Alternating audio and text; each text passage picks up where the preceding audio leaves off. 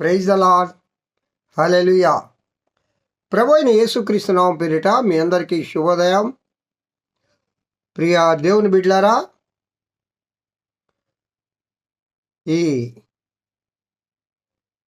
2వ తేదీ డిసెంబర్ నెల 24వ సంవత్సరంలో ఏకువజాములో ఈ సోమవారం దినములో ఆ దేవదేవుని సన్నిధిలో చేరి ఆ మహోన్నతుని మహిమాన్వితుని నా ప్రియుడైన యేసయ్య ఘనమైన నామమును సనుతించుటకు స్తుతించుటకు ఆ దేవదేవుడు అనుగ్రహించిన గొప్ప ఆశీర్వాదకరమైన సమయమును బట్టి దినమును బట్టి ఆ ప్రభువుకు స్తుతి స్తోత్రములు చెల్లిస్తూ ఉన్నాను. హల్లెలూయా. ప్రియులారా, గమనం చేయండి. క్రీస్తు జనన విధానం ఎట్లనగా అనే ఒక గంభీరమైన అంశం గురించి ఈ క్రిస్మస్ దినాలలో మనము ధ్యానం చేసుకుంటూ ఉన్నాం. మత్తయి సువార్త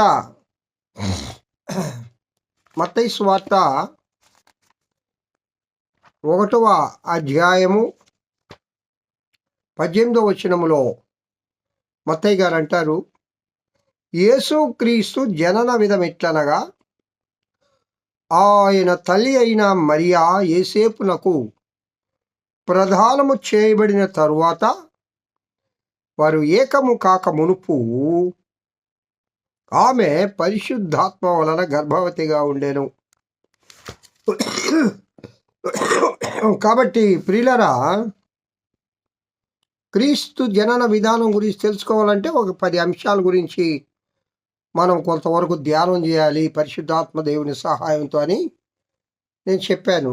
దాంట్లో మొట్టమొదటిదిగా బాలుడైన యేసు, అలాగే యేసు క్రీస్తు ప్రభువు గురించి లేఖనాలు ఏమని చెప్తూ ఉన్నాయి, ఆయన జనన విధానం గురించి పాత నిబంధన గ్రంథంలో ప్రవక్తలను అలాగే లేఖనాలను ఏమి చెప్తూ ఉన్నాయి ఆయన రాకడ గురించి. నిన్న మనం చెప్పుకున్నాము, యేసుక్రీస్తు ఈ లోకానికి వచ్చాడా జన్మించాడా? ఆయన వచ్చాను. ఆయన తనకు తానుగా లోకానికి రావాలనుకున్నాడు. కాబట్టి ఒక తల్లి గర్భాన్ని ఎంచుకొని ఆ తల్లి గర్భం ద్వారా లోకంలో జన్మించాడు.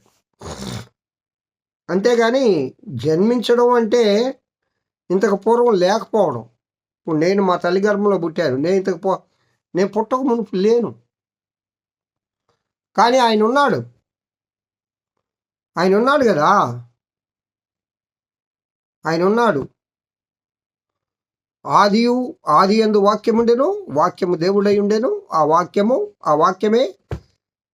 దేవుని దగ్గర ఉండెను, ఆ వాక్యమే దేవుడైనను. యోహాను సువార్త 1వ అధ్యాయం 1వ వచనం 14వ వచనం. ఆ వాక్యమే శరీరధారి అయి మరలా ఈ లోకాన్ని. కాబట్టి ప్రియులారా, ఆయన వచ్చాడు, ఆయన జన్మించలే. కానీ మానవ రూపంలో పుట్టాలంటే ఒక తల్లి గర్భం అవసరం. కాబట్టి మరియ తల్లిని ఎన్నుకున్నాడు. కాబట్టి he is coming. That is God's own decision. అది ఆయన స్వకీయ ఆలోచన. నేను మానవుడిగా పుట్టాలా, మానవులను రక్షించాలంటే.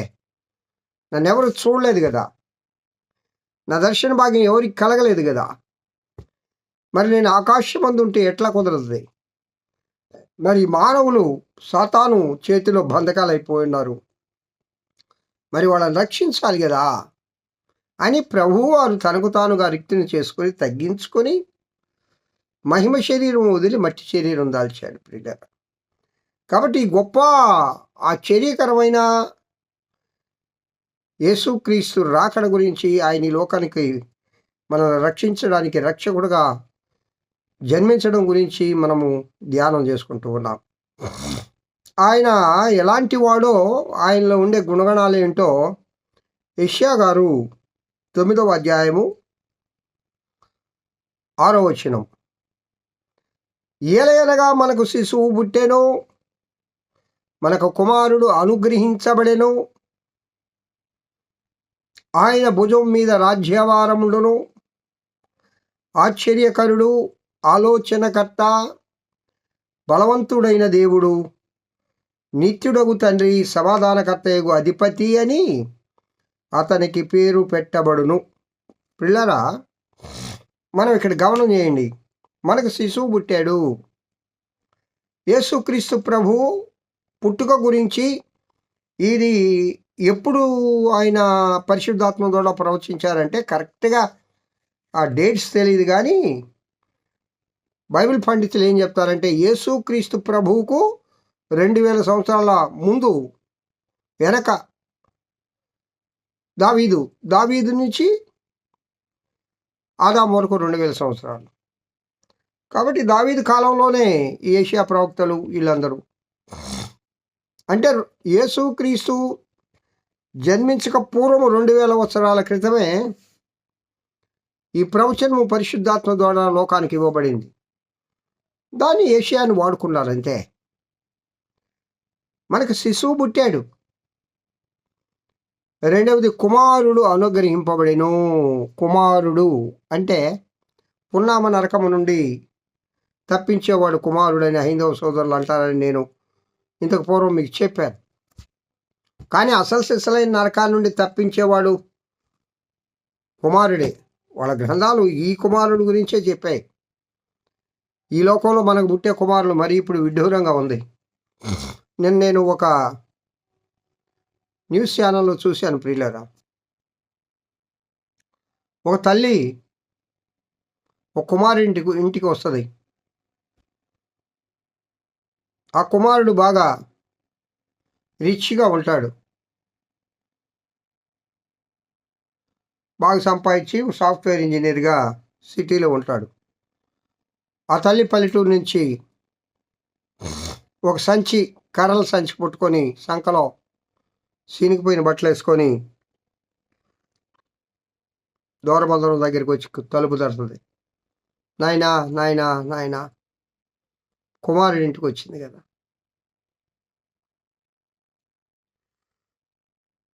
ఆ దుర్మార్గుడు అంటాడండి బయటకు వచ్చి, ఆ మనవడో ఎవరో చెప్తారు, ఎవరో వచ్చారు నాన్న బిచ్చం వండుకునే వాళ్ళని, పాపం వాడికి కూడా తెలియదు కదా. వాడు బయటకు వచ్చి ఎవరు నువ్వు అని అడుగుతాడు. నాయనా మీ అమ్మని రా. ఎవరో నాకు తెలియదు, వెళ్ళిపో.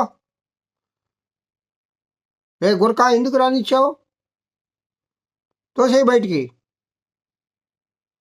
నాయన తోసే పని లేదు లేరా, వెళ్ళిపోతాను. ఏడ్చుకుంటూ వెళ్ళిపోయింది. అరే ఆ పునామ నరకం నుండి తప్పించేది లోకంలో మనుషులు. అందరూ అట్లేరు, కానీ ఎక్కువ మంది ఇప్పుడు ఉన్నారండి. తల్లిదండ్రుల పట్ల ప్రేమ చూపించడం, తల్లిదండ్రుల పట్ల బాధ్యత కలిగి ఉండడం కుమారులు మర్చిపోయారు. కొంతవరకు కుమార్తెలు కలిగి ఉన్నారు, అందరు లేరులేండి, కొంతమంది. వాళ్ళు అట్లా మర్చిపోవడానికి కూడా వాళ్ళకు వచ్చిన భార్యలు, వాళ్ళు ఒక స్వార్థం వచ్చేస్తుంది. నేను, నా కుటుంబం, నా బిడ్డలు.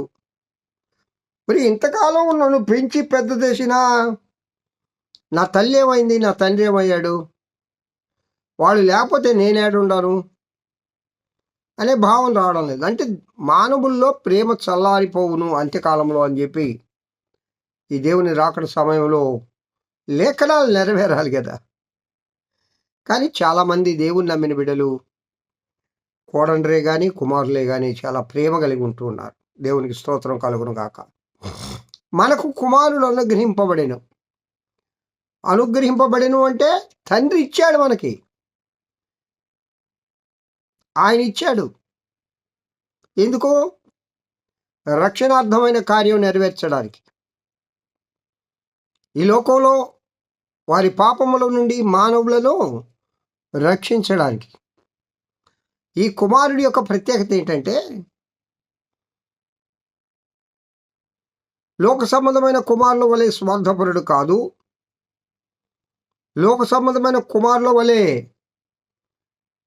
ధనానికి అమ్ముడుపోయేవాడు కాదు, లోక సంబంధమైన కుమారుల వలె ప్రేమ లేనివాడు కాదు. ఈయన పర సంబంధమైన కుమారుడు, పరలోక కుమారుడు. ఈయన ప్రేమామయుడైన దేవుడు. నేను ప్రేమించకయే నన్ను ప్రేమించిన దేవుడు. నీవు మాట్లాడకపోయినా నీతో మాట్లాడే దేవుడు. హల్లెలూయా. నీవు మాట్లాడకపోయినా నీతో మాట్లాడే దేవుడు, నిన్ను దర్శించే దేవుడు, నీకై ప్రాణం ఇవ్వడానికి వచ్చాడండి. ఈ రక్షణ కార్యం చేయాలంటే ఆయన పరిశుద్ధ రక్తం కార్చాల. ఈ కుమారుడు ప్రాణం నీకోసం పెట్టడానికి వచ్చాడు. ఎవరో యేసయ్యను సిలువేయలేదు, యేసయ్యను బాధించలేదు, యేసయ్య సిలువ పైన వీళ్ళు యేసయ్యను చంపలేదు. ఆయనకై ఆయన స్వయాన తన తండ్రికి తన ప్రాణాన్ని అప్పగించుకోవడం. తండ్రి, నీ చేతికి నా ప్రాణమును అప్పగించుతున్నాను అంటే ఆయన స్వయంభవుడు. ఆయన స్వయంభవుడు. కాబట్టి ప్రియ దేవుని బిడ్డలారా, గమనం చేయండి. ఈ యొక్క కడవరి దినాల్లో మనం ఉంటూ ఉన్నాం. యేసుక్రీస్తు రాకడ సమయంలో మనం ఉన్నాం. నోహు దినాలలో జరిగినట్లుగా ఈ దినాల్లో జరుగుతోంది. ఏం తేడా లేదు. ఈ లోకాంతం దగ్గరికి వస్తూ ఉంది. కాబట్టి మనల్ని మనం భద్రపరుచుకొని నోహు కుటుంబం లాగా దేవుని యందు భయభక్తులు కలిగి, ఆయన యందు నీతిమత్వం కలిగి, మనకు కలిగిన ఈ రక్షణను భయంతో వణుకుతో కాపాడుకుంటూ ఈ కుమారత్వాన్ని అనుభవిస్తూ ఆ కుమారుడు అనుగ్రహించే ఆ రక్షణను కాపాడుకుంటూ ఆ కుమారుని యొక్క ప్రేమలో మనము కొనసాగుదుముగాక. హల్లెలూయా. అలాంటి కృప నా ప్రియుడైన యేసయ్య మనందరికీ దయచేయునుగాక. ఆమేన్. ప్రార్థన చేసుకుందాం ప్రియులారా. దేవుడి వాక్యం దీవించునుగాక. మహిమా ప్రభావములు కలిగిన దేవా, మీ నామానికి స్తోత్రాలు. ప్రభువా, ఈ దినమంతయు నీ కృపలో మమ్మల్ని కాచి కాపాడి ఈ రాత్రంతా కూడా మరి యొక్క సుదినాన్ని మాకు ఇచ్చారు. స్తోత్రాలు. ఏకోజాములో ఈ 2వ తేదీ 12వ నెల 24వ వచనములో ఈ డిసెంబర్ నెల అంతా కూడా నీ కృప మహదైశ్వర్యము చేత బిడ్డలను దీవించి ఆశీర్వదించండి. పండుగ వాతావరణం దయచేయండి. ప్రతి కుటుంబంలో ఉన్న ఆర్థిక లోటులను, వారి అవసరతలను మీరు తీర్చండి. ముఖ్యంగా ఈ వాక్యం వింటున్న బిడ్డలందరినీ దీవించి ఆశీర్వదించమని యేసు నామమున పేరిట వేడుకొంచున్నాను తండ్రి. ఆమేన్. తండ్రి అయిన దేవుని నుండి, కుమారుడైన యేసు క్రీస్తు నుండి, పరిశుద్ధాత్మన్యోని నిత్య సహవాసం వాక్యం వింటున్న బిడ్డలందరికీ, నీ సర్వలోక పరిశుద్ధులకు, సార్వత్రిక సంఘానికి ఇప్పుడు ఎల్లప్పుడు సదాకాలం తోడయుండి నడిపింపబడును గాక. Amen. Amen. Praise the lord. Have a good day. ఆ దేవదేవుడు మిమ్మల్ని దీవించి ఆశీర్వదించునుగాక.